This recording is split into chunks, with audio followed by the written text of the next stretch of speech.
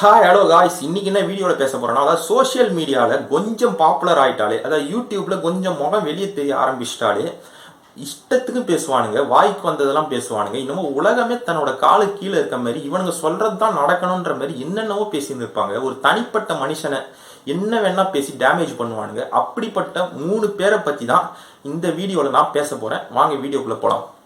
இந்த கேட்டகரியில் ஃபஸ்ட்டு இருக்கிற ஆள் யாருன்னு பார்த்தீங்கன்னா யூடியூப் ரூட்டஸ். இவன் பேர் மைனர்னு சொல்லுவாங்க. இவன் ஆரம்பத்தில் சோசியலிசம் பேசுகிறேன், பெரியாரிசம் பேசுகிறேன், சமூக நீதி பேசுகிறேன், ஜாதிக்கு எதிராக பேசுகிறேன் அப்படின்னு தான் சொல்லி ஆரம்பித்தான். இது கரெக்டு தான், கரெக்டான பாதையில் போகிறானேன்னு எல்லாரும் சந்தோஷப்பட்டாங்க. ஆனால் போக போக இவன் பண்ணுற வேலையெல்லாம் ரொம்ப கேவலமாக டீக்ரேட் பண்ணி, அடுத்தவங்களை டீக்ரேட் பண்ணி, மதன் கௌரி அண்ணாவை டீக்ரேட் பண்ணியிருப்பான், சீமான் அண்ணாவை டீக்ரேட் பண்ணியிருப்பான், இப்போ விஜய் அண்ணாவை டீக்ரேட் பண்ணுறான். இவன் 4 பேர்த்த மூத்திரத்தை வாங்கி மடங்கு குடிக்க வேண்டியதானே. சீமான் அண்ணாவை டீக்ரேட் பண்றானே, அவர் கால் தூசுக்கு வருவான். அவர் எத்தனை போராட்டத்தை சந்திச்சிருக்காரு. அவர் 10 வருஷமா 13 வருஷமா தன்னோட கட்சிக்காக இல்லை, தமிழர்களுக்காக எல்லா வகையிலையும் குரல் கொடுத்திருக்காரு. இவன்லாம் இன்னத்த குரல் கொடுத்திருக்கான். இவன் ஒரு கட்சிக்காக ஜாகரா அடிச்சுன்னு இருக்கான். அவங்க என்ன தப்பு செஞ்சாலும் இவன் கண்டுக்கவும் மாட்டான். அதை பேச தைரியம் இல்லை, விட்டுக்குவார். மற்ற ஆளை பத்தி ஏன் டீக்ரேட் பண்ற? கோட்டருக்கும் கோழி பிரியாணிக்கும் ஆசைப்பட்டு நீ கட்சியில சேர்ந்த, சரி சேர்ந்துட்டு அந்த கட்சிக்கே நீ ஜாகரா அடிச்சுட்டு போயேன்.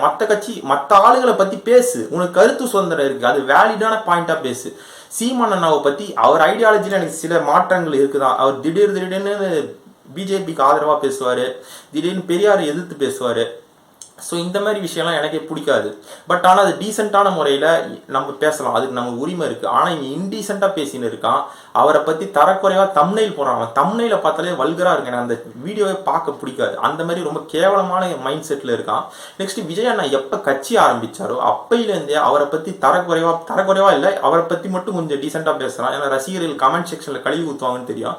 ஆனால் சின்ன சின்ன விஷயத்துக்கெலாம், அதாவது இப்போ நீட்டுக்கு எதிராக பற்றி பேசினா அதை பற்றி எதுவுமே பேச மாட்டான். ஏன்னா இவன் இருக்கிற கட்சிக்கு ஆதரவாயிருமேன்றதுனால, விஜய் அண்ணாக்கு தனியாக மைலேஜ் ஏறிடும் அப்படின்றதுனால அதை பற்றி பேச மாட்டான். சிஏஏ பற்றி பேசியிருப்பார் விஜய் அண்ணா. அதில் ஏன் நீங்கள் பிரதமரை பற்றி பாயிண்ட் போடல லெட்டரில் அப்படின்னு ஒரு கேள்வி கேட்டிருப்பான். தேட்டர் அடிச்சு நோக்கிங்கிறது மற்றவங்களுக்கு தொந்தரவு பண்ணுது. இல்லை நான் சொல்ல வர்றது, இவங்க பண்ணுற இந்த அட்ராசிட்டிஸ்லாம் இருக்குல்ல, இதெல்லாம் அவங்க இது பாலாபிஷேகம் பண்றது எப்படி நம்ம ஏத்துக்க முடியும்? அது தவறுதான். அதை இன்னும் யாருமே விஜயெல்லாம் கண்டிக்கவே இல்லையே, அப்படியே வச்சிருக்காரு. அப்ப இந்த தேட்டருக்குள்ள பூந்து அடிச்சு நொறுக்கி இந்த மாதிரியான ஒரு பார்பேரியன் தனமான, ஒரு காட்டுமிராண்டித்தனமான ஒரு செயலை, ஒரு ரவுடித்தனமான போக்கிருத்தனமான செயலை விஜய் ரசிகர்கள் செய்யறாங்கன்னா விஜய் கண்டிக்கணும். அந்த பொருள் ஏன் நீ நினைக்கிறதான் போடணுமா? உடனே சங்கின்னு முத்திரை ஊற்றுவான். இப்படி மக்களை விஜய் அண்ணாக்கு எதிராக மேனிப்புலேட் பண்ணி விட்டுருவான். நெக்ஸ்ட் கள்ளச்சாராயத்துக்கு எதிராக பேசினா உடனே சங்கின்வான். உங்கள் படத்துலலாம் சாராயம் குடிக்கிறது ஏன்? அவர் தான் சொல்லிட்டாருல ஆடியோ லான்ச்சில், உனக்கு புத்தியே இல்லையாடா மயரு. அவர் சொல்லியிருக்காரு, இந்த மாதிரி படத்தை படமாக பாருங்க, அது ஒரு ஃபேண்டசி, அது ஒரு 3 மணி நேரம் பொழுதுபோக்குன்னு அவர் தெளிவாக தானே சொல்கிறாரு. உனக்கு காது கேட்குதா இல்லையா? இந்த மாதிரி ஆளுங்களால தான் எனக்கு இது யூடியூப்பை திறந்தாலே ஒரு இரிட்டேட்டிங்காக இருக்குது. ஏன் இவனுங்க இந்த கரண்ட் கவர்மெண்ட்டை பற்றி எதுவுமே பேச மாட்டானுங்களா? ஏன் அதில் எந்த தப்புமே நடக்கல? என்ன பொற்கால ஆட்சியா, கோல்டன் பீரியடா? எங்கே பார்த்தாலும் கஞ்சா, போதை, அபின்னு, எங்கே பார்த்தாலும் கொலை, லா அண்ட் ஆர்டர்லாம் சரியாக இருக்கா? இவ்வளோ பேசுறிய மைனரு, இதெல்லாம் பற்றி பேசணும்ல. கரண்ட் கட்டு எங்கெல்லாம் நடக்குது? கிராமத்துலலாம் சில ஊரெல்லாம் கரண்ட்டே இல்லாமல் எத்தனை பேர் வாழ்கிறாங்க, அதை பற்றிலாம் பேச மாட்டியே. எங்கே பார்த்தாலும் கலாச்சாரம் மாறணும்லாம் இருக்கே, அதை பற்றி பேச மாட்டியே. ஏன் வேங்கை வயல்னு இப்போ ரீசெண்டாக ஒரு இஷ்யூ நடந்தது, ரீசெண்டாக இல்லை, ஒரு 2 வருஷம் இருக்கும், அதுக்கு நீதி கிடைச்சதா எங்கேயாவது? அப்புறம் நீட்டுக்கு எதிராக பேசுனீங்க, ஓகே, அதுக்கு எதிராக மசோதா நிறைவேற்ற முடிஞ்சுதா, சக்ஸஸ் ஆக முடிஞ்சுதா? நீங்கள் அப்படி பொய்யான வாக்குறுதி கொடுத்து தானே ஜெயிச்சிங்க. அதாவது நீங்கள் முயற்சி பண்ணுறீங்க, நான் இல்லைன்னு சொல்லலை. அது ஏன் ஒரு பொய்யான மக்கள் மத்தியில் ஒரு தப்பான நம்பிக்கையை கிரியேட் பண்ணுறீங்க? இந்த மாதிரிலாம் உங்கள் பக்கத்திலே 1000 அழுக்கு இருக்குது, நீங்கள் அடுத்தவங்க பக்கம் இருக்கிற அழுக்க பேசுகிறீங்க. அதுலேயும் வேலிடான பாயிண்ட்டாக இருந்தால் பரவாயில்ல, எல்லாமே இன்வேலிடாக ஒரு டம்மியாக இருக்கும். நீங்கள் எடுத்து வைக்கிற பாயிண்ட்டே வீக் ஆர்கியூமெண்ட்டாக இருக்கும். நெக்ஸ்ட் ரோஸ்ட் பிரதர்ஸ்னு 2 பேர் இருப்பானுங்க. அந்த 2 பேரையும் பற்றி தப்பாக கமெண்ட் செக்ஷனில் நிறைய பேர் பேசுவீங்க. அதில் எனக்கு உடன்பாடே இல்லை.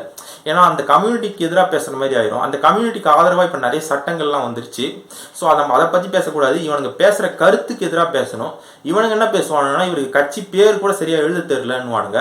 ஏன் நீ இவ்வளோ அக்கறை இருக்குல்ல, நீ கட்சியில் சேர வேண்டியதான ஐடியா கொடுத்து. தமிழக வெற்றி கழகத்துக்கு இக்கு வரணும்னு ஃபர்ஸ்ட் சொன்னதே நாங்க தான். அதுக்கப்புறமா நிறைய பேர் சொன்னோம், இந்த சேனலுக்கு தான் சொன்னோம். அதை கூட நிறைய பேர் பார்த்துட்டு வாழ்த்து மாத்தியும் விட்டீங்க. நாங்க அதுக்கும் ஒரு வீடியோ வேண்டியதான. கட்சி கொடியெல்லாம் காப்பி அடிக்கிறாரு அப்படி வேற உனக்கு குற்றம் சொல்லுவானுங்க. ஏன் இவ்வளோ பேசுற நீ? அதெல்லாம் சரியா டிசைன் பண்ணி கொடுக்கலாம்ல. நீ என்ன அவ்வளோ பெரிய இது ஐடியில் வேலை பார்க்குற அளவு என்ன அனிமேஷன்லாம் கற்று வச்சுக்கிறியா? இல்லை இவ்வளோ பேச தெரிஞ்சு எனக்கு. இவனுங்க பண்ணுற எரிச்சல்னால என்னென்னமோ நானும் இவனுங்களை திட்டலான்னு எதிர்பார்க்குறேன், ஆனால் திட்ட முடியல. நானும் டீசெண்டாக எதிர்பார்க்குறேன், ஆனால் இவனுங்க அப்படி பண்ணுறதே கேட்டகரியே கிடையாது. இவ்வளோ பேசுகிறானுங்களே, ஏன் ரெட் ஜெயிண்ட்டுக்கு எதிராக ஒரு வார்த்தை கூட பேச மாட்டுறாங்க? எல்லா படமும் எப்படி அவங்க மட்டுமே வாங்குவாங்க ரெட் ஜெயிண்ட்டு? ஏன் வேறு டிஸ்ட்ரிபியூட்டரே கிடையாதா?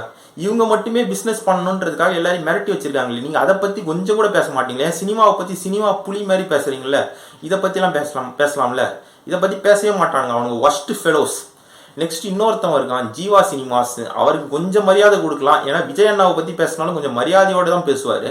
இருந்தாலும் அவர் நியூஸ் 7 இந்த மாதிரி புதிய தலைமுறை இந்த மாதிரி சேனல்லாம் ஒர்க் பண்ணியிருக்காரு. ஒரு சீனியர் ஜேர்னலிஸ்ட் தான். ஆனால் அவர் பண்ணுற வேலையை பார்த்தா சீனியர் ஜேர்னலிஸ்ட் மாதிரியே இருக்காது, ரஜினிக்கு சொம்பு மாதிரி இருக்கும். பொதுவாக கிராமத்தில் ரஜினிக்கு தாங்க ரசிகர்கள் அதிகம். கிராமம்னாலே ரஜினிகாந்த், விஜயகாந்த். ரஜினி மக்களுக்கு எதிராக எல்லா விஷயத்துலையும் தலையிட்டு இருக்காரு. மக்களுக்கு ஆதரவாக இல்லைனாலும் பரவாயில்ல, எதிராக இருந்திருப்பாரு. சிஏக்கு எதிராக இருந்திருப்பாரு. அதாவது சிஏக்கு எதிரான போராடுற மக்களுக்கு எதிராக இருந்திருப்பார். 8 வழிச்சாலைக்கு போராடுற மக்களுக்கு எதிராக இருந்திருப்பார். ஸ்டெர்லைட்டுக்கு போராடுற மக்களுக்கு எதிராக இருந்திருப்பார். இப்படி எல்லா விஷயத்திலையும் தமிழர்களுக்கு எதிராக இருப்பார். அப்படிப்பட்ட மனுஷனுக்கு இவன் கடைசி வரைக்கும் சொம்பு தூக்கின்னு இருப்பான். ரொம்ப ஜாக்கிரதையா இருக்கணும். தமிழ்நாட்டில் வந்து சமூக விரோதிகள் ரொம்ப ஜாஸ்தி ஆயிட்டாங்க. ஈவன் ஜல்லிக்கட்டுல கூட அப்படிதான் நடந்தது. இவரை மாதிரி ஒரு இவரும் ஒரு ஒஸ்ட் ஃபெலோ தான். அதாவது நீங்கள் சினிமாக்கும் இதுவாக இருக்க மாட்டீங்க, விசுவாசமாக இருக்க மாட்டீங்க. நீங்கள் எந்த நடிகருக்கு ரசிகராக இருக்கீங்களோ அவருக்கும் விசுவாசமாக இருக்க மாட்டீங்க. எந்த கட்சிக்கு சப்போர்ட் பண்ணுறீங்களோ அந்த கட்சிக்கும் விசுவாசமாக இருக்க மாட்டீங்க. இப்படி ரெண்டு பக்கமும் இல்லாமல் நியூட்ரல்னு உங்களை நீங்களே ஏமாந்திக்கிறீங்க. இதாவது ஒரு பக்கம் இருங்க. அதுனா விஜய் அண்ணா சின்ன தப்பு செஞ்சால் அவர் நீட்டுக்கு எதிராக பேசிட்டா ரொம்ப அதிர்ச்சியாக இருக்குது. இன்னும் இவரே இப்படி பேசுகிறாரு அப்படின்னு நக்கல் அடிக்க வேண்டியது. ஒரு எமோஷ்னலான விஷயங்களில் யாராவது இறந்து போயிட்டா, இந்த கள்ளச்சாராயம் விஷயமா இருக்கட்டும், இந்த மாதிரி எமோஷ்னலாக மக்கள் இறந்து போனப்போ ஒரு கோபம் இருக்கும் மக்கள்கிட்ட. அந்த மாதிரி நேரங்களில் மக்கள்கிட்ட போய் நிற்கிறது அப்படிங்கிற விஷயத்த பண்ணுறாரு. இப்போ ஒரு நீட்டுக்கு எதிராக பேசுறதே இல்லையா, அனிதா அவங்க மரணத்துக்கு போய் ஆறுதல் சொன்னதே இல்லையா, ஸ்டெர்லைட்டுக்கு எதிராக போனதே இல்லையா, எல்லாத்துக்குமே ஒரு மாதிரி நொட்டை சொல்லினது தான், எரிச்சல் தான் வருது. இவங்க 3 பேருமே ஒரு மாதிரி வெஞ்சன்ஸ் வச்சுன்னு, பர்சனல் வெஞ்சன்ஸ் வச்சுன்னு இருக்கானுங்க. இதெல்லாம் எந்த வகையில் நியாயம்னு தெரில. வீடியோ பிடிச்சிருந்தா சப்ஸ்கிரைப் பண்ணுங்கள், லைக் பண்ணுங்கள், ஷேர் பண்ணுங்கள். நீங்கள் ஷேர் பண்ணிங்கன்னா எனக்கு வாட்ச் ஹவர்ஸ் அதிகமாக வரும். இது மூலயமா அடுத்தடுத்த வீடியோ போடணுன்ற இன்ட்ரெஸ்ட்டும் எனக்கு அதிகமாக வரும். தயவு செஞ்சு லைக் பண்ணுங்கள், சப்ஸ்கிரைப் பண்ணுங்கள். நன்றி.